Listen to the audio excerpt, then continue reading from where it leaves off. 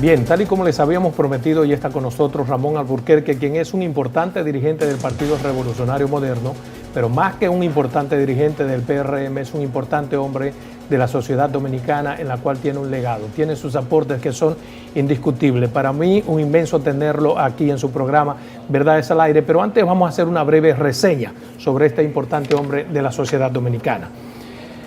Ramón Alburquerque estudió Ingeniería Química en la Universidad de Kansas, Estados Unidos, diseños de proyectos, Ingeniería Química en la Universidad de Bonn, Alemania, maestría y doctorado en Minas y Energía en la Universidad de Colorado, Estados Unidos, Planificación y Desarrollo Económico y Social en la Universidad de París, Francia, Planificación de Desarrollo en la Universidad de McGill, en Montreal, Programa sobre Administración Pública en la Pontificia Universidad Católica Madre y Maestra, Planificación Estratégica Situacional en la Universidad de Zulia, en Maracaibo, Venezuela.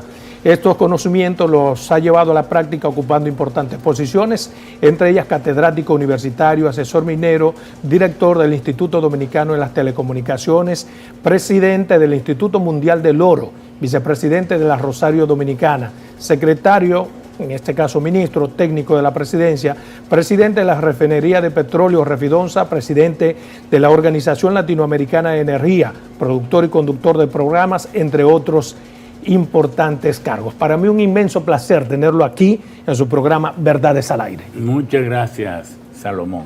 Solo que no es del Instituto Dominicano de Telecomunicaciones, sino del Instituto Dominicano de Tecnología Industrial. Fue aquella entidad que creó el Banco Central por recomendación del Banco Mundial y del BID, porque ellos prestaban dinero al país para engrosar, expandir las industrias, pero veían que no se desembolsaba el dinero. Se pusieron a estudiar y determinaron que ya la cantidad de personas con capacidad para crear industrias se había como agotado y el país necesitaba un centro de alta tecnología para formar nuevos cuadros industriales. Y ese fue el instituto que daba ahí en la Núñez de Cáceres. Sí, exacto. Claro, y nosotros fuimos director por unos 3 años. Participamos en la entidad como 4, fuimos director como por 2 años, y entonces ese fue uno de nuestros grandes servicios al país, creo yo. Bien, don Ramón, a usted hay que aprovecharlo en muchísimos sentidos porque usted es una cantera de conocimientos. Quiero comenzar por el ámbito, digamos, en sentido general. Luis Abinader y el PRM cumplen 1 año ya en el gobierno. ¿Cuál es su valoración sobre este año de gestión? Bueno, cumple 1 año el 16 de agosto. Claro, ha sido una gestión extraordinaria, inédita, en el sentido de que en pocas ocasiones en la historia de la humanidad un partido político ha tenido que hacer campaña política en medio de una pandemia, luchar en medio de la pandemia para que las elecciones no se suspendan, ir a votar, estimular al pueblo para que votara en pandemia, aquí y fuera de aquí, votarlo, la transición en pandemia, la toma de posesión en pandemia y gobernar hasta ahora en pandemia. Ha sido obviamente un gobierno para salvar la salud de la población. Pero esto mismo se ha dado a nivel mundial. Lo importante no es tanto cómo se ha dado el gobierno, sino cómo está la población. Porque en circunstancias tan extraordinarias, posiblemente casi la mayor parte de los temas del programa de gobierno que fueron concebidos para la normalidad no se han podido aplicar. Entonces, ¿cómo ha manejado, cómo ha toreado esta situación? ¿Cómo ha manejado esta crisis? Esta crisis, claro. Entonces, en eso ha sido exitoso en términos de la pandemia, porque aunque tuvo un desliz casi echando China a un lado, China le salvó la población.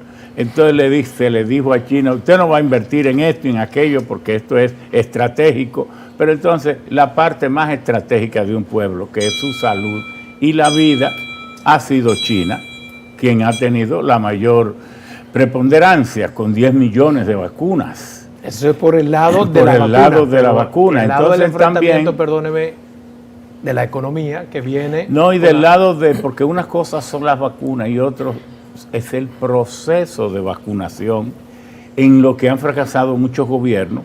Este no. Este pueblo parece muy inteligente, ha entendido claramente que ante una pandemia, que no hay mucho la vacuna es el medicamento de la pandemia. Y una de las simplicidades que tiene la pandemia es que a veces no hay ningún otro medicamento y precisamente la vacuna es el único. Entonces no aplicárselo es una tontería. La recuperación económica ha dependido de la vacuna, ha dependido del proceso, porque cerrando los negocios y las industrias, aplicando toque de queda, esas no son formas de manejar una economía. Sin embargo, hay que hacerlo por el tema de la pandemia, de manera que la variable independiente ha sido la pandemia, y luego allí se han aplicado las medidas que los gobiernos han podido, y particularmente este. Yo diría que hasta ahora ha sido exitoso, porque fuera de la pandemia, lo más importante que se ha podido hacer es la independización de la justicia para que empezara el ataque, la persecución, la revelación de cosas casi imposibles de creer, como son estos robos, estos saqueos a que sometieron las administraciones del PLD al país. Y entonces estos juicios, esta judicialización de la corrupción, creo yo que como son hechos históricos, que por primera vez se da en la historia nacional, aquí nunca se ha juzgado la corrupción. El robo y el saqueo desde el Estado, en complicidad con el sector privado, siempre ha sido algo libre. Eso crece salvaje en el país y por primera vez que se podría decir que es otro aspecto positivo para el gobierno, lo estamos la lucha diciendo. Contra la delincuencia, la corrupción. Lo estamos. ¿Cómo usted valora esa lucha? Lo estamos afirmando, que eso es uno de los elementos, tal vez el más sobresaliente, porque el pueblo dejó de hablar de su pobreza, de su desempleo, de la criminalidad de la calle, para colocar en primer lugar la corrupción y la lucha contra la impunidad. Por eso lo destaco como un elemento fundamental. En este año en que usted ha evaluado esta gestión del presidente Luis Abinader, ¿qué importancia o qué porcentaje para la connivencia, para que se logre lo que se ha logrado, ha tenido el Partido Revolucionario Moderno? Esa relación. Bueno, el Partido Revolucionario Moderno fue la entidad fundamental. Si a nosotros no se nos ocurre crear el PRM, que por cierto, me permiten la inmodestia, fuimos nosotros que hicimos una rueda de prensa y llamamos a los PRDistas a crear el PRM. En ese momento el único que nos apoyó fue Hugo Tolentino, porque ninguno de los compañeros que hoy son altos dirigentes del PRM me apoyó.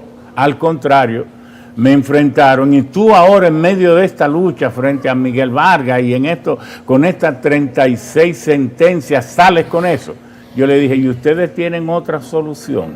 Como no la tienen, en un mes o algo así estarán llamándome, reconociendo que no hay otra salida que crear un nuevo partido. O sea que usted está conforme con su gobierno y con su partido. No, esa conclusión la hace usted. No, pero le pregunto, no es ni siquiera una conclusión, es una pregunta. ¿Está conforme? Entonces, hemos pensado que, porque como usted hizo una pregunta anterior, exacto, no quiere volarla. Entonces usted había dicho que qué rol tenía el PRM en esta gestión y en este cambio político. Y nosotros creemos que es la fuerza fundamental, pero no la única. Aliados políticos de movimientos y organizaciones los hemos tenido y los tenemos. También esa parte del pueblo que no milita en partido político, esa llamada sociedad civil. También ecologistas que se sentían que las administraciones pasadas habían regalado los recursos naturales, las minas, todo esto, también participaron de manera masiva.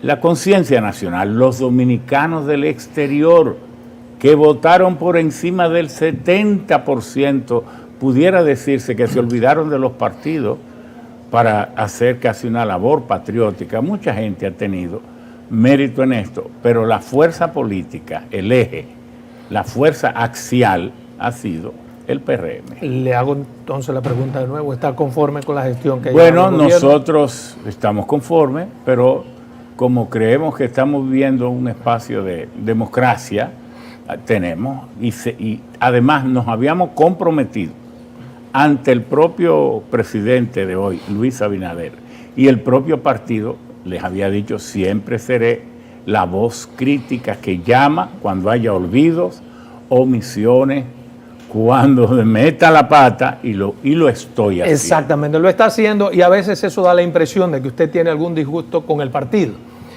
Quisiera preguntarle en ese sentido, muchas de esas cosas que usted critica, ¿la lleva antes al seno del partido? ¿Por qué hacerla pública si puede? No, porque el método lo elijo yo, y la democracia de hoy no tiene secreto, de que voy a llevar esto al partido y esto a la opinión pública. No tiene eso sentido. Todo lo que usted diga. La sanidad de su gobierno y del partido. Pero es que si hay cosas que se pueden pelear pero al es interno. que porque usted le diga al pueblo una cosa no se daña. ¿O quién le ha dicho eso? No, yo siempre he acostumbrado. Y los que han dado seguimiento a mi vida pública han visto que yo siempre, los que tengo que decir, lo digo al principal socio que tengo, el pueblo, ante quien nunca nada es malo, mal dicho. Entonces, decir, por ejemplo, que si un partido político gana las elecciones no se puede dejar gobernando el anterior, porque entonces cuando el partido cumpla sus 4 años, ¿cómo rinde cuenta? ¿En este está gobernando el anterior? Claro, ¿por qué? Porque la administración en un 90% sigue la misma. ¿Pero cómo va a ser? Pero claro, no, hombre, algunos, eso es en la cúpula y en algunos niveles. Pero eso es... No hay un puesto decisorio que lo tenga... Atienda. El ministro no hace nada. El ministro maneja las líneas gruesas del trazo de la estrategia, si es que la hay. El que administra es la estructura administrativa. Y usted va a ministerio y está todo el mundo ahí. Se aduce que es por la ley 41 de la función pública y la carrera. No, pero no puede haber tanta gente en la carrera. Pero en los claves, en los puestos claves que manejan las entidades, ahí está toda la gente que dejó el PLD. ¿A qué se puede atribuir eso? En su sabiduría, en su conocimiento. Porque un hombre que estudia el problema y también busca. Sí, pero claro, pienso que más que a qué se debe, mi especulación es que es así. Y nosotros estamos criticando el hecho. Yo no puedo criticar el por qué lo están haciendo. Yo critico. Sería más importante criticar por qué se está haciendo. Bueno, no, pero a su juicio, al mío, yo critico lo que hay. Porque, por ejemplo, un match que ha pasado en esta semana, que quisiera su aclaración sobre lo que usted ha dicho sobre el señor Macarrulla. Uno dice, pero ¿y por qué exactamente sobre Macarrulla? No, porque... Usted ha dicho en el caso, por ejemplo, usted dijo, toda persona que está involucrada en actos de corrupción deben medirlo como Kimberly. En el caso del señor... Kimberly Faña, sí, dicen, con la misma vara, sigue diciendo. En el caso de Macarrulla, lo que le quiero, perdóneme, no es el mismo caso. No lo puede decir. Pero oiga, pero termine de decirlo. Con la misma vara a los de arriba y los de abajo, y con la misma rapidez. Eso no es una cosa. Y el mismo tweet dice, esto no significa que lo estemos acusando, porque lo dice también, es que no lo estamos acusando. Bien, vámonos a una primera pausa comercial. Cuando regresemos usted me va a explicar qué es lo que quiso decir entonces. ¿Qué fue lo que dije y no han leído? Muy bien, vámonos a una pausa. Bien, continuamos con esta interesante entrevista con el señor Ramón Alburquerque. Antes de irnos a comerciales, hacíamos la pregunta sobre qué es lo que él dijo sobre Lisandro Macarrulla, que ha traído unas cuantas conjeturas al país. Por favor. No, nosotros lo que estamos diciendo, primero, toda persona que está ocupando un cargo público nunca debe ofenderse y tiene que saber, antes de aceptarlo, que todo cuestionamiento debe aclararlo, porque lo dice la Constitución de la República. Incluso sus propios bienes no solo debe rendir cuenta antes de tomar, sino en cualquier momento que se le requiera, porque también lo dice la Constitución de la República. ¿Pero por qué medirlo con la misma vara si la situación de él es diferente? Porque los seres humanos, todos y los ciudadanos de República Dominicana, todos estamos obligados al principio de la igualdad. Igualdad en casos iguales, usted lo sabe. Kimberly, pero es que nada es igual. Pero si usted se quiere empecinar en que no sean iguales, usted tiene libertad. No, yo lo que quisiera... Pero oiga, ¿qué fue lo de Kimberly que todavía no se le ha hecho una acusación? Pero no está en el cargo, solo porque se dijo, una periodista dijo algo, entonces inmediatamente debe tomar una licencia. Faña, que fue una cuestión emocional, que todavía eso se deshizo solo. Emocional. Solo se deshizo, oiga, solo se deshizo. Entre gente adulta ya de edad, entre viejos. Entonces se deshizo solo. Lo de Dicen parece más grave, vamos a ver qué curso toma. Entonces nosotros lo que hemos pedido, sin acusar, es que se mida todo por la misma vara. La respuesta que le dio doña Milagros, ¿está conforme con esa respuesta? Porque ella dice que... No, pero es que yo no tengo que estar, que usted hace con preguntas, me permite, medio rara. Porque ella puede decir lo que ella quiera. No, medio rara. Pero no, ¿por qué? Porque yo hago mi observación apegada a los principios de presunción de inocencia y todo eso. Ahora, doña Milagro puede responder como su talento y como ella quiera responder. Y yo no tengo que encontrármela ni buena ni mala.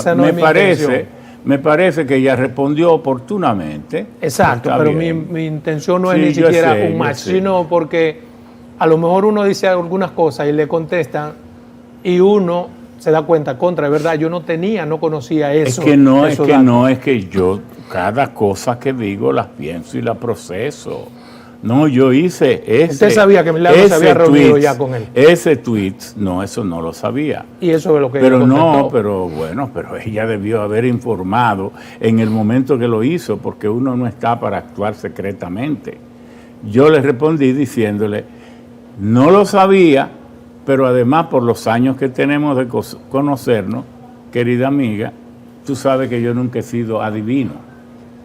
Lo que pasa es que yo jamás voy a tener un dime y direte con una persona a quien yo quiero tanto, admiro tanto y respeto tanto. Tú sabes, cuando Milagro ya era una política, uno era casi un niño, muchacho. No tanto así. Claro que sí, Es que mucha gente cree que nosotros tenemos una edad porque fuimos precoces. Pero Milagro no le lleva 20. No, pero me lleva 12 o 13. Claro, que es así. Okay. Oiga, a nosotros nos ha pasado algo. Nosotros éramos ministros, por ejemplo, de Jorge Blanco, pero teníamos 28 años.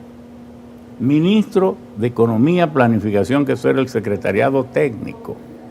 Porque entonces estaba allí conviviendo. Da la impresión que por todo lo que usted ha hecho... Claro, pero estaba actuando al mismo tiempo con Vicente Sánchez Baret, con los viejos robles del partido, pero actuando con el padre del actual presidente, que fui yo quien lo fui a buscar para que fuera ministro.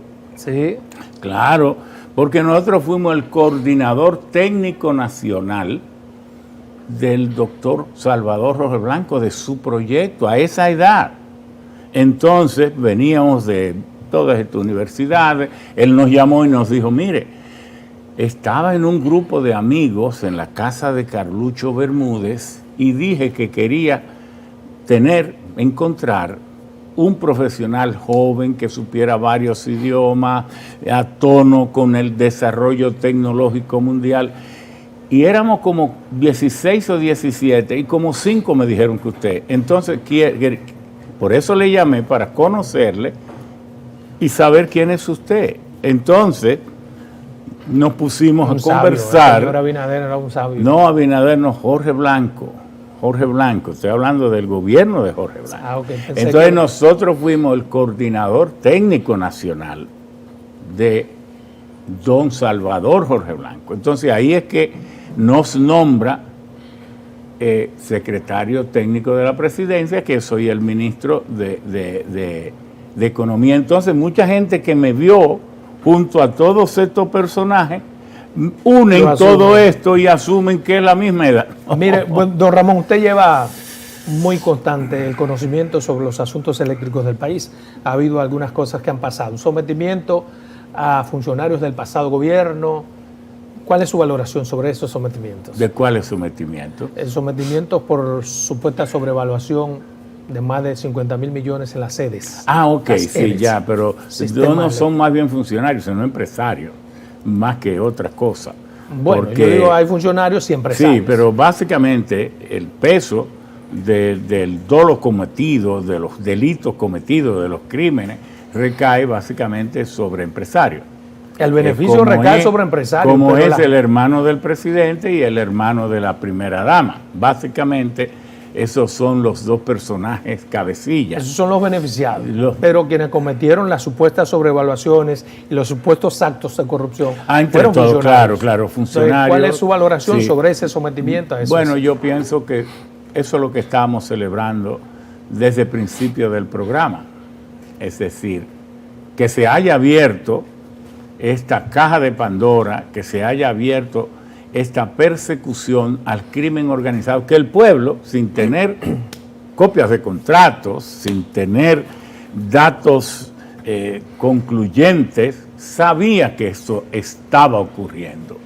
Y ahora se está patentizando, revelando, demostrando la tragedia, pudiera llamarse así, de estos saqueos, que no tienen otra palabra, tan sin piedad llevados a cabo por esa connivencia de funcionarios y empresarios. Por eso que hemos dicho que mientras más se ahonde en la búsqueda de estos actos de corrupción, por cada funcionario o en cada caso, los funcionarios siempre tienen acompañantes del sector privado. Entonces, esto hay que profundizarlo, estamos totalmente de acuerdo. Pero se ha querido bombardear esta impronta diciendo que la forma en que se contrató a Ramón Valerio y a otros abogados es una forma demasiado caro la contratación, además de que se establece un 6% de lo que ellos puedan lograr. ¿Usted cree que...? Bueno, yo esas cosas no las he examinado. Me parece que son, no es que esté de acuerdo, pero me parece que son pecatas minutas. Yo voy al grueso del tema, al grueso del asunto, a que eso no debe permitirse en ninguna sociedad, que parece que estamos en la etapa de la acumulación originaria, donde el poder absoluto era dueño de la población que le llamaban gleba en el feudalismo, de la tierra y de todos los recursos. Y esto debe ser ejemplarmente sancionado porque toda esa corrupción tiene una consecuencia de pobreza impresionante, inhumana y que no debe ser permitida. A su entender, ¿cómo se está manejando el sector eléctrico en el país? Bueno, noto que no hay una sólida estrategia. El país tiene una serie de compromisos y entonces aquí se habla de pacto eléctrico, que puede ser necesario cuando ese pacto eléctrico recoja los compromisos a nivel, a escala mundial que tiene el país. ¿Qué son el París, el COP21, 22, 23 de París? ¿Qué es el protocolo de Kioto? ¿Qué es el protocolo de Marrakech? ¿Qué es el protocolo de Montreal? ¿Qué son todos estos compromisos mundiales que tiene el país?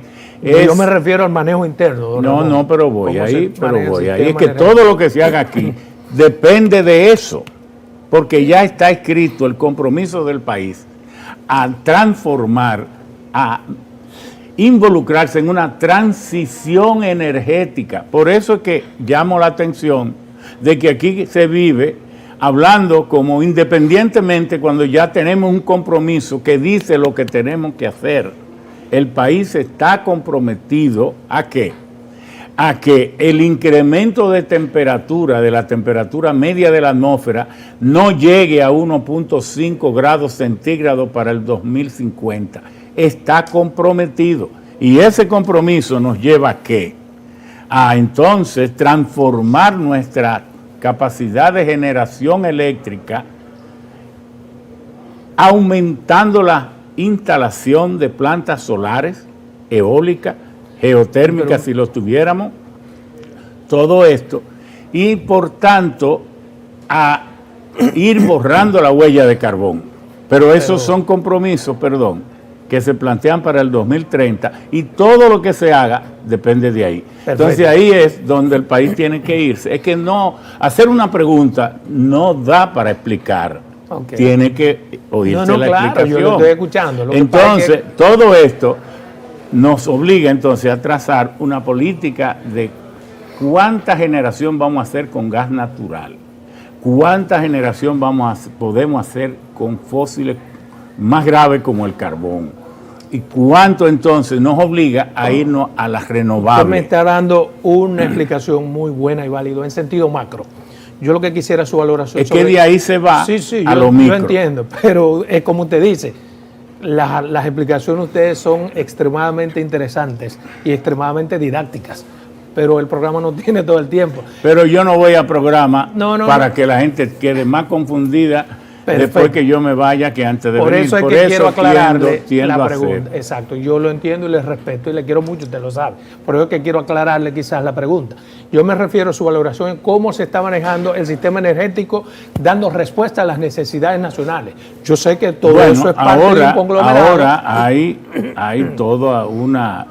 El país tiene que acelerar la instalación de contadores, mejorar las líneas de distribución. Yo mismo tengo un problema.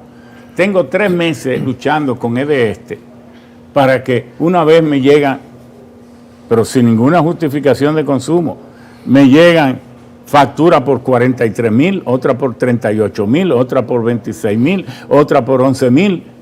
No puede ser esto. Estoy en Protecon, estoy aquí, me llaman, me cortan en medio del proceso de instalación entonces hay mucha inmadurez, falta de una conciencia clara de cómo manejar el sistema. Entonces también no baja nunca de precio, la factura, las tarifas cada vez más altas. Entonces para el pueblo eso acusa que no se ha podido establecer una política firme de distribución, de transporte y de generación. Entra Punta Catalina, no se sabe en qué estado está, la planta fundamental, porque es responsable del 34% de la generación. No debió haber sido a carbón, pero fue. En su momento parece que no había forma de obtener contratos de gas natural. Sí, yo estoy consciente que eso era así, pero el caso es que cuando usted está en el poder tiene que resolver, no lamentar. Ya Punta Catalina, si tuvo vicios de que se castigue a todos los responsables, pero ya hay que resolverla y que genere. El gobierno ha tomado en ese sentido una decisión en términos económicos que ha apartado 8.700 millones de pesos para el subsidio eléctrico. ¿Usted cree que es correcta esa decisión? Yo no hubiera tomado esa decisión. ¿Por qué? Los subsidios eléctricos que se están dando, yo creo que es mejor invertir en resolver esto, porque el gobierno no va a poder caminar mucho trecho.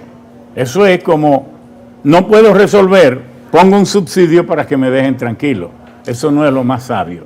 No, hay que enfrentar. El país no tiene una economía para subsidiar ni la electricidad ni los combustibles. Eso es horrorosamente indebido.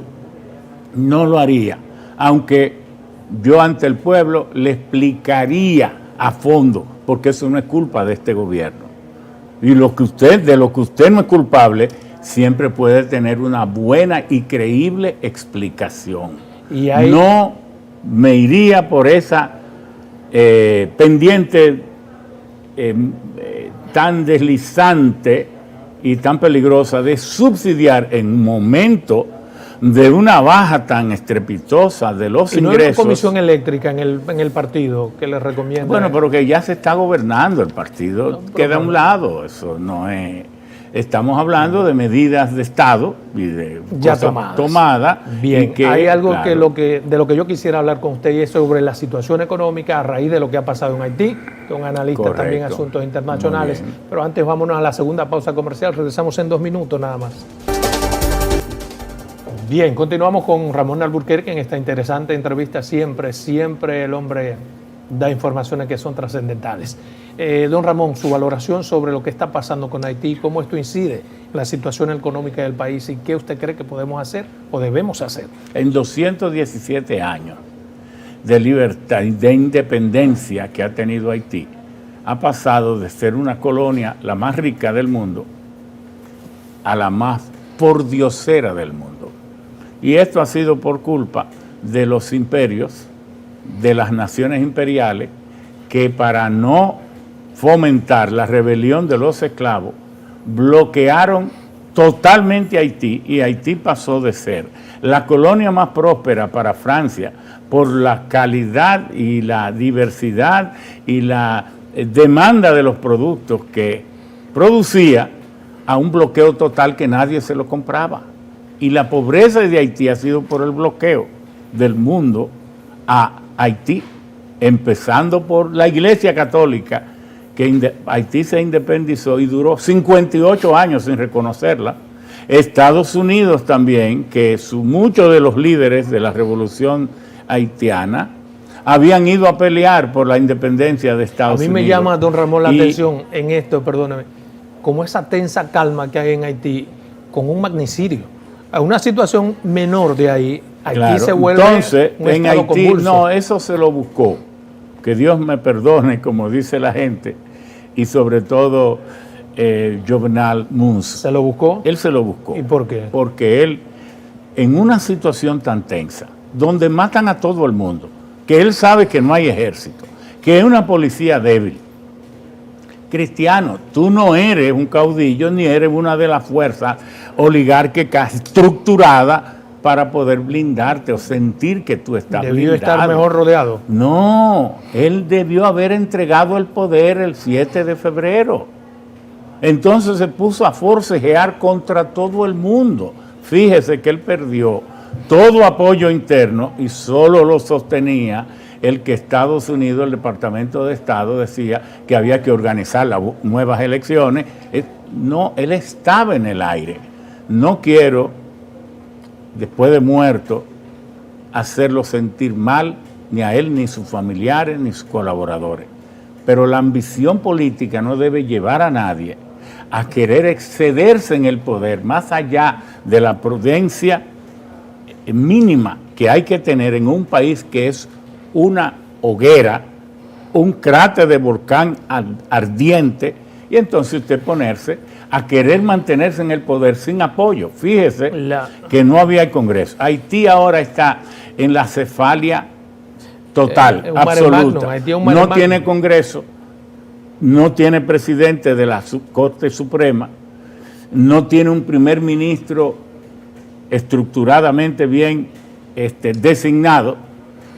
Claude Joseph y el nuevo Henry, ninguno de los dos tiene, porque él antes de morir nombra uno, destituye al otro y ahora el que está gobernando es el otro. Haití, oiga, aunque se diga que no es un estado fallido, es un país que no podemos quitar de donde está. Es fallido o no, son nuestros vecinos, sí, claro. Son seres humanos, ni se van a ir al mar, ni se van a ir al aire, tenemos una frontera.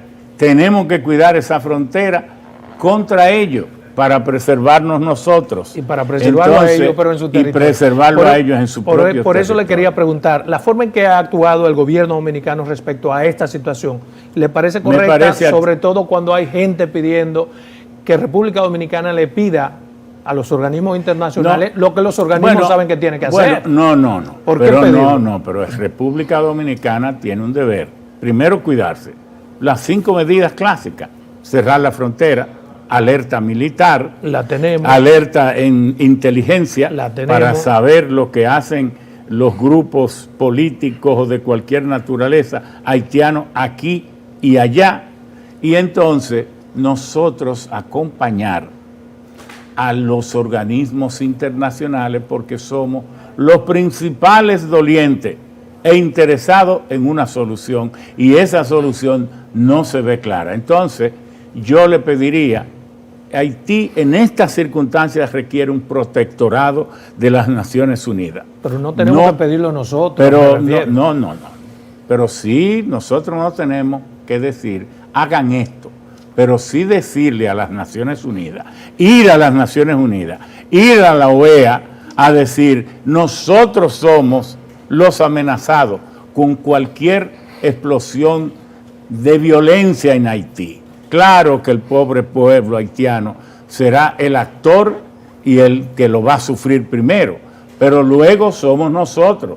Y como ya hemos hecho tanto y no podemos hacer más de lo que estamos haciendo, es a los países ricos que lo usaron y lo depredaron, a lo que corresponde ahora ir en su auxilio. Bien. Eso hay que plantearlo. Exacto. Y tenemos que plantearlo fundamentalmente nosotros, y de nosotros el presidente. Vuelvo a territorio dominicano, pero en términos económicos. El gobierno ha tenido que tomar algunas medidas para contrarrestar esos indetenibles alzas de precios.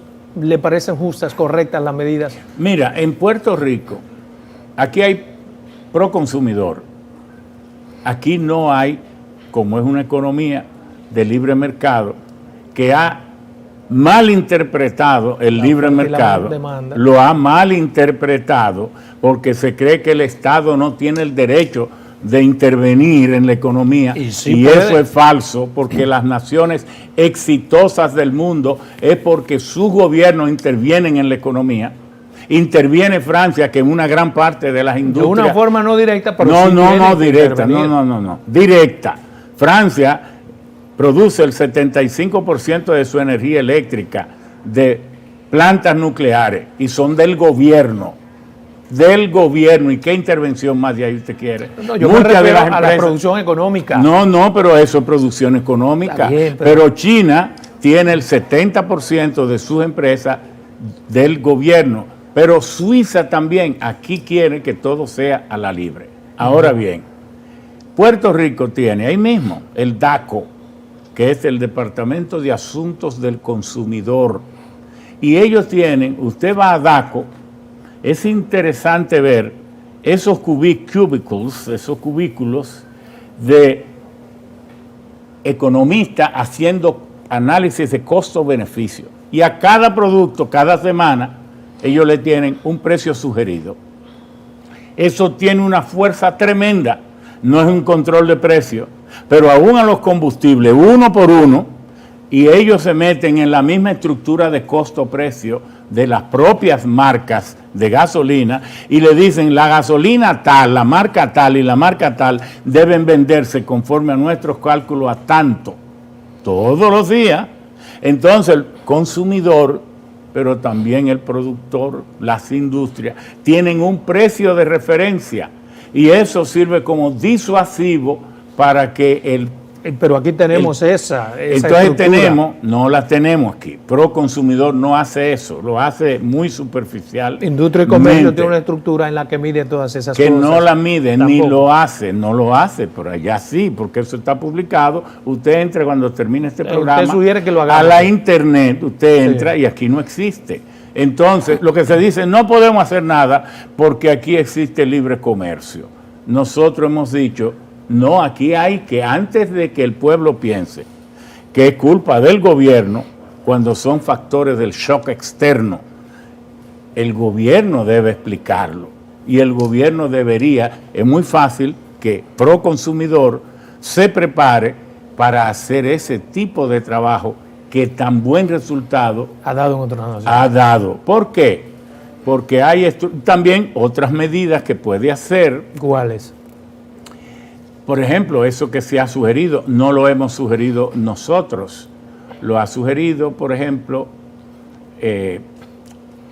los propios comerciantes, de que el gobierno, al cobrar los aranceles, como ha habido una explosión de costos en lo que vale el transporte de un contenedor de los lugares principales de donde República Dominicana importa, y es mucho del costo del contenedor ha saltado de 2.500, de 1.800 a 12.000. A 12.000 y Sí. 13.000, que entonces aduana, como la programación presupuestaria que había era en base a 2.500, entonces que aduana facture, cobre el arancel En base a eso. en base a 2.500 y no de 13.000, porque muchas de las celebraciones que está haciendo, que son buenas noticias para el gobierno, pero terrible para la economía popular, de que estamos recaudando como nunca, cualquiera cree que es que se está recuperando la economía, y es por un factor de shock externo de que se han disparado el costo de un contenedor. ¿Y qué pasa? Que el arancel se aplica de esta manera: el costo del contenido del contenedor, del furgón, Sí.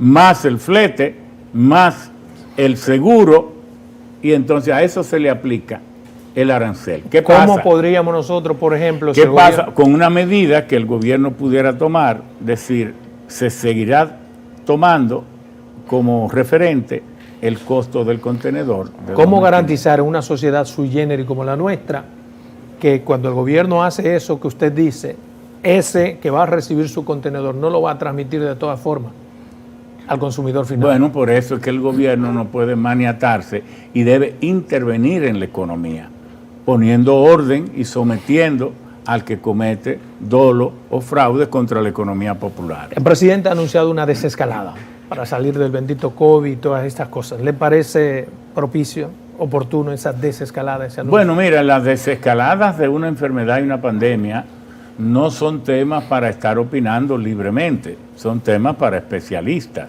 porque cada una de esas medidas tienen que tomarse en base a cómo evolucionan las estadísticas de la pandemia en cada provincia, para dar seguimiento la provincia donde la pandemia ha bajado a tales niveles, y entonces donde se haya avanzado tanto en la vacunación, bueno, entonces en esos espacios se desescala, y eso lo veo correcto. Pero ese es un tema que yo personalmente, siempre le doy seguimiento Ok. a los conocimientos mejor organizados. Por eso le hice la pregunta, porque sé que usted no opina sin conocimiento y siempre da conocimiento No, que a las cosas no puntuales. pienso que eso no es para que yo diga lo que a mí me gusta. En Sí, materia de exacto. moda, yo tengo demasiado espacio para yo aplicar lo que me gusta. Pero Mire, en materia de medicina, pandemia, cuestiones tan delicadas. En y- materia política también usted puede decir lo que quiere. Este fallo del Tribunal Superior Administrativo que ha hecho que la Fuerza del Pueblo y el PRD estén entre los partidos mayoritarios. ¿Qué le parece? No, a mí y lo la que- decisión tomada ayer por la Junta Central Electoral, es bueno aceptar cuando uno pensaba... Yo lo que- tomo al revés. Ok. Qué pena que líderes tan fuertes ahora estén de pordioseros, porque un PRD, que era la primera fuerza política, que ahora pueda ser declarado por un tribunal como partido mayoritario por los errores cometidos por unos pseudo dirigentes que se creían líderes y el pueblo los ha abandonado. Eso llora la presencia de Dios. Y hago este énfasis, la presencia de Dios, porque quisiera, como cristiano, que el pueblo dejara de ofender a Dios. Cuando dice, Está bien. Y, perdón, óigame es que esto. tengo Perdón, poco tiempo, yo quiero sé, dividirlo en tres preguntas. Pero déjeme terminar esto. Sí, que no- sí, sí. Como la gente dice, llora ante la presencia de Dios. Eso es insultar a Dios. Sí, exactamente. Es llora La presencia. la presencia de Dios. Entonces, ¿cómo Leonel Fernández viene ahora a sentirse alegre porque un tribunal le dé la condición de mayoritario mayoritario. cuando era un líder de Sí, primer pero orden? era un líder de primer orden en otro partido. A raíz de lo que él ha iniciado políticamente, debe ser un gran paso para ellos. Bueno, pero Incluso trascendental en menos de 3 años pasar de nada a mayoritario. No, pero por una decisión de un tribunal. Pero una por decisión Dios, fundamental de la no, democracia, ¿o no? la mayoría se busca en el pueblo, no en sentencia. Pero ¿qué pasa? Por la decisión del tribunal. Pero no es que eso no crea seguidores en las calles. Eso es hacer de pordiosero político. No, usted se gana esa posición con voto, con gente, voto en la calle, en las urnas. Perdón, mire, el peor que le fue en este proceso fue a Leonel. ¿Por qué? Porque había sacado 58%, pero él fue candidato ahora. Y en la boleta estaba el rostro de él. Y ahí la gente que le había dado el 58 lo procesó y terminó dándole el 5. Entonces, ¿quién después que baja de 58 a 5? Sí, pero 58 con una estructura como era su partido. Pero claro, pero fue la misma persona. Bien, sí, pero no el mismo partido. Mira, Pero finalmente... bueno, si usted quiere salvarlo, lo salva. No, salvarlo pero no. los números los sacrifican. Yo no salvo a Leonel porque ni siquiera... Pero lo que quiero tratar de ser justo, en mi opinión. No, es que no. No es lo mismo usted un 58 con una maquinaria poderosa como el PLD detrás, que un 5% solo. Pero lo que estoy finalmente, diciendo, don Ramón, lo que estoy diciendo es que la mayoría no se busca en sentencia. Bien, finalmente, entre usted y yo, ¿qué fue lo que usted pactó con Luis Abinader que no se cumplió? No, ya eso lo he explicado. Para mí ya eso, oír repetirlo, no me interesa. Pero nunca ha dicho cuál fue el pacto. No, para nada.